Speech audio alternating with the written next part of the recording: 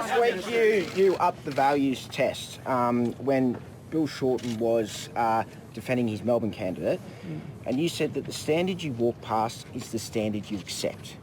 Now, with that in mind, how can you continue as late as last night to defend your acceptance of Clive Palmer with your preference still with him?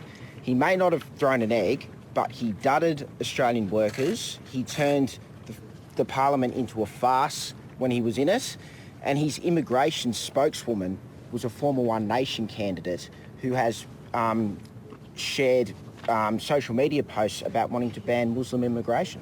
Well, I said what I said last night, and at the end of the day, we have to advocate a valid vote at this election.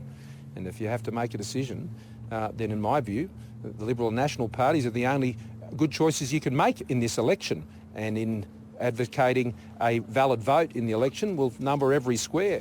If I have to make a decision between the United Australia Party and the Labor Party, I should say, and the Greens, if I have to make a decision between the United Australia Party and the Labor Party and the Greens, well, frankly, Labor and the Greens are a bigger danger to jobs here in this business. I can say that. Government, no, I can say that. And his company collapsed, and he just didn't pay his workers, and he turned the place into a farce when he was here last time.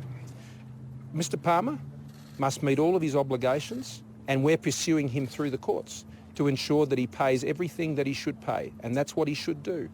But if you're asking me at this election whether Labor and the Greens, if they're given the opportunity to form government in this country, if you're asking me, is that a risk to Australia? I think that's the biggest risk facing this country at this election. The prospect of Bill Shorten becoming a Prime Minister, imposing additional costs, whether it's on this business or many, many others around the country, threatening jobs and putting Australia's economy at risk, being unable to manage money, blowing out the budget again with reckless spending, like we saw from Labor last time. We saw them all there at the launch last time. Julia Gillard... This is where viewers on ABC TV leave us. You can continue watching over on the ABC News channel. Last Sunday. Why they invited them all to remind them all of those failures, well, only they can explain.